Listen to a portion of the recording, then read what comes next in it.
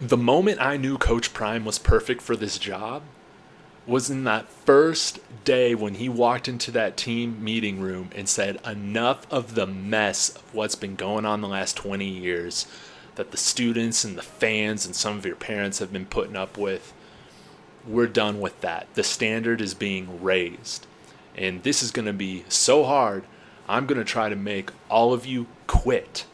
That was something that we had not heard from any of the previous coaching staffs. And I think with that press conference, I must have watched it 4 or 5 times. It was like I was going to church. I mean, he was a combination of a preacher, a motivator, a comedian, and of course a football coach and a dad, because he talked about his kids a little bit too. It was an incredible day that I never saw coming for this CU Buffs football program. Welcome to my channel. I'm David. I'm a local alum here in Colorado from the University of Colorado. Thanks for checking out my channel where I talk CU Buffs football, Coach Prime Deion Sanders, everything in between. And that little anecdote, I guess, what I led with, it prefaces this ESPN article that came out this week talking about the overnight Prime effect. And honestly, the savior-like powers that Coach Prime has had on this football program, raising it from the dead overnight.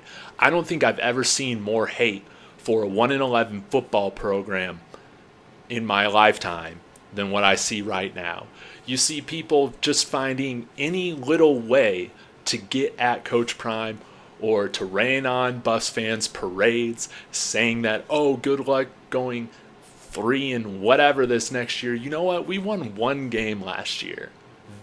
This year, it's nothing but uphill. It's nothing but gravy. We're going to enjoy this season for whatever it is because we already know that this season is worlds away better than what we've enjoyed for the last 20 years.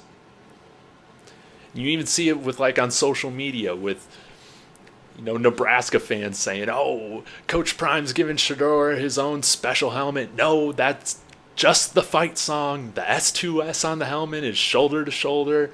They are grasping for straws. I feel like we're seeing a lot of jealousy and inferiority complexes with some of these college football fan bases. And you know what, Buffs Nation, I don't care if you've been here 1 minute. I don't care if you've been here the last 6 months. I don't care if you checked in here the last 3 weeks or the last 20 years. We are all going to enjoy this together.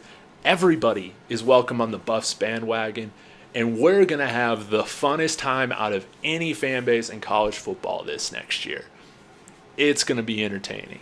And with this article, you hear them talking about how now the spring game has sold over 39,000 tickets. The stadium capacity here at Folsom Field is about 50,000, so we're almost sold out. It's going to feel like a full packed stadium here in just a few weeks. I'm going to be there, so please let me know if you're going to be there.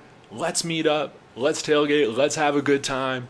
Let's celebrate the rebirth, the resurrection of CU Buffs football here in Colorado. It doesn't matter to me what conference CU moves to or chooses to stay in the immediate future. I don't care about that. What I care most about is that this program is relevant, that this program has life again, and that it feels darn good to be a CU Buffs alum and be a CU Buffs fan. I'm going to have more content coming out for y'all during next week because we want to practices because of spring break.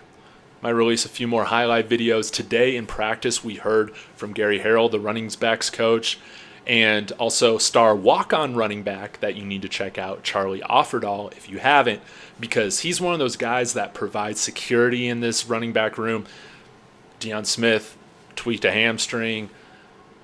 Dylan Edwards battling some sickness. Guys like Charlie Offerdahl. I mean, these guys are beasts. They work hard. They have a crazy work ethic. They are guys that put their heart and soul out on the field. If you look back at last year, I mean, you can really tell, which guys quit and which guys never quit in that 1-11 football season.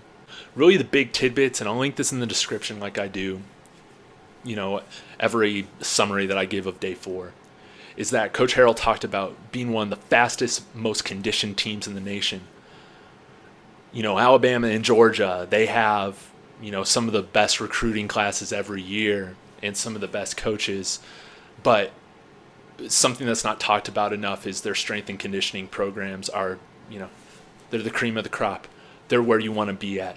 And that's what we're building here under Coach Prime at CU. We're going to be the best conditioned team. And playing at altitude, at 5,300 feet or 5,400 feet, I always forget what it is, somewhere in between there. Teams are going to gas out against us. We're going to choke them out, hold them down until they tap out.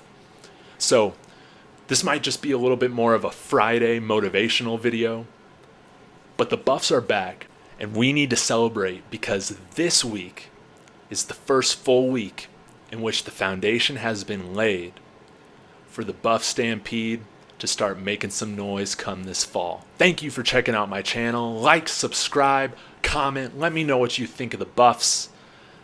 We're on our way to 1,000 subscribers, so please consider subscribing if you haven't yet. Enjoy your weekend and Sco Buffs.